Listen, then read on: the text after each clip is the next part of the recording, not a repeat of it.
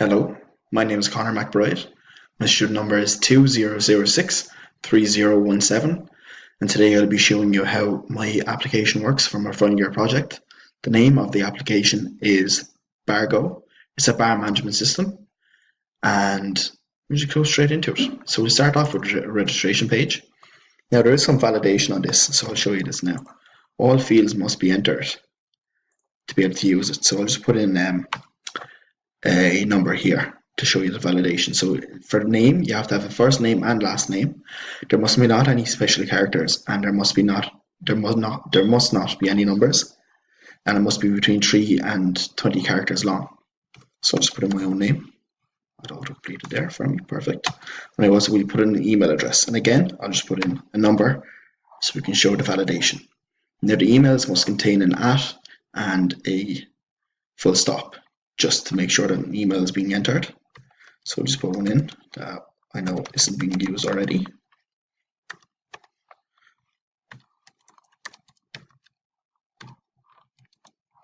And then a username. So username, same thing, I'll bring that up. Now there's a bit more flexibility here. So there can't be any characters such as equal signs and numbers, but just a regular one will do. I'll just put in test for this. Oh, so the username is already taken. I should have shown you that for the email. I'll show you that now. So that test is already a username that I have in the database, but test 1 isn't. So Connor McBride 158 is already being used as far as I know.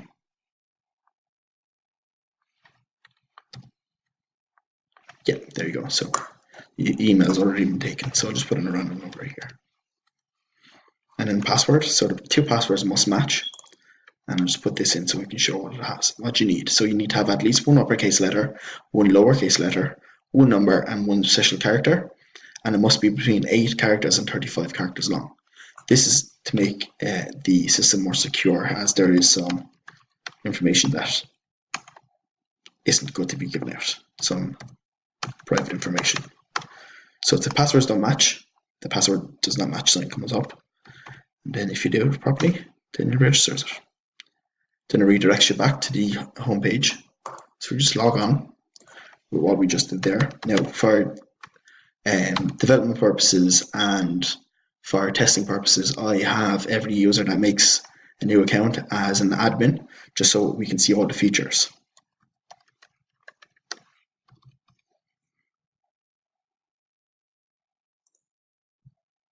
Just have to wait for this to load. I'll just pause this and then we'll come back when it loads. So the login load shows, so we're back to the home page. And here I have it, the username is admin, and this is what comes up here. Any regular user will usually have their username here, and it's just a generic home screen. So we just add a bar, relatively simple, just a bar name, so McBride's, and the location we just put in Waterford, and we'll enter the new bar. And then you come straight into the bar list, so this is a list of all bars. And then messages are very similar, so you put in the recipient, so we'll say test, and then just put in hello from test, and then we go into the recipient, and Connor's the recipient. Send a message, and then you go to view messages, and then they're here. So we can delete them. Sorry, I'll just go back to the bar list so I can show you can delete them also. And then to the most involved part of the application. So once you're management, you can see all the users that are in the database. I did have another staff section, but I think this is more applicable going forward. So you can see all the users in the database here. Now I do have it set to you only see 5 entries, and to stop that from happening, if you want to see everybody, you just press show all users and it shows everybody. Now the reason that I have these on the top and bottom of the page is because that if there's thousands, hundreds of people and you're at the bottom of the page, so you don't have to scroll the whole way back up to filter it again, you can just do it from down here.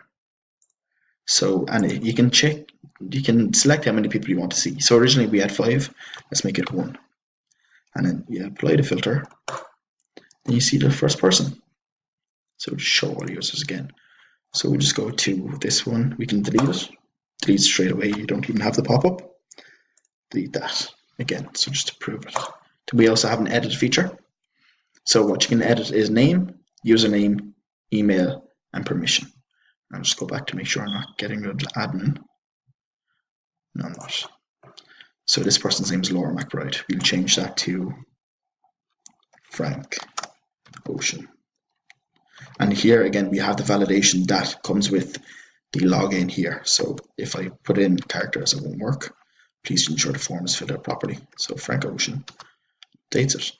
Now it's not case sensitive because I have a add-on that makes the first letter and the first letter of everything an uppercase, so everything's the same in the database. I can show you that here.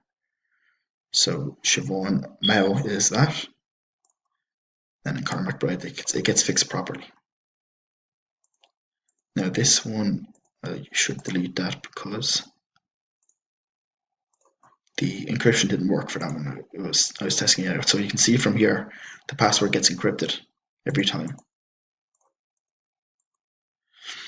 And now I am looking at that on my online database. So my MLab database, excuse me. I'm using MLab because you can't have a local database when you are using, when you're deploying the application. So I'm using MLab, the web service provider.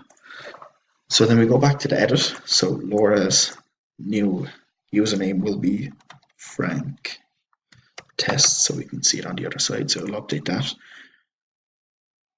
Now, perfect, updated. And then email, same thing. So we'll just call it Frank Test.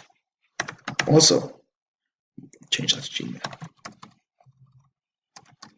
And again, validations here. So if I take this out, it must have it. So perfect. We'll update that.